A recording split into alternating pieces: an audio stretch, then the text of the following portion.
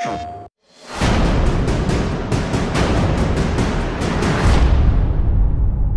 Second World War goes beyond all boundaries in every category.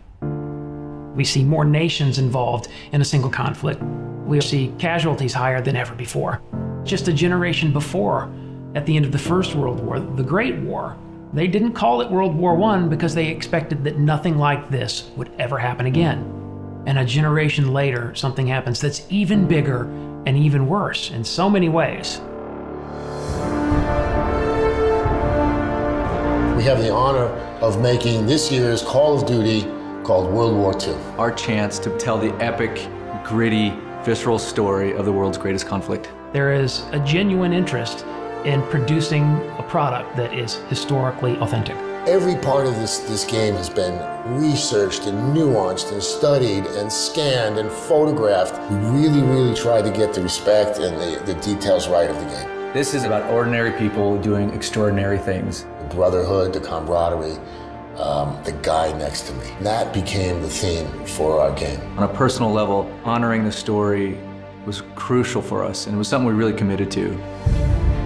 Our story weaves in and out of real historical events. We've gone to great pains to create those authentic battles. One of the biggest things we wanted to get across was a sense of camaraderie. The people you serve side by side with, you develop bonds with those people. Hopefully players will walk away from this story feeling like they really know these guys. Welcome to the Bloody First. And they care about them.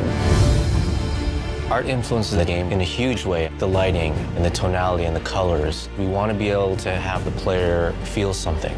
By creating a very believable environment, it allows the player to slip into this world. The vision for the art direction we call dark and beautiful. It was emotionally dark, visually beautiful. More than just being cool and pretty, it's about trying to get people to have a deeper emotional reaction to the game.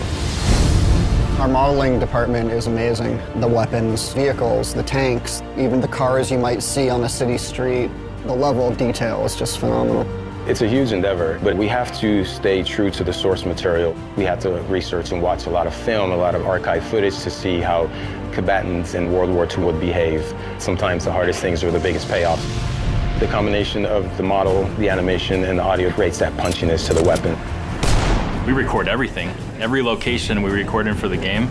The ambiences, the music, the dialogue, everything has to be created from scratch. We had a real opportunity here to do a level of authenticity and reality, true to the war, true to the soldiers who fought in that war. We had this great opportunity with Marty Morgan, our military advisor. We spent a lot of time on a gun range with all of the authentic World War II weaponry. It's critical to understand the absolute violence of the Second World War. It's critical to understand how weapons and firepower function.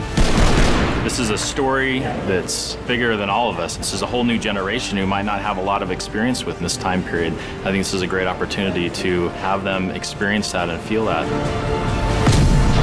We've made something pretty incredible, and I'm very proud of it. It's perhaps the greatest compliment I've been paid in my career to work on this project. This is the most powerful game I've ever worked on. It's very personal, it's very humbling. You know, I've been making games for over 26 years. And I'll tell you, it's the best game we ever made.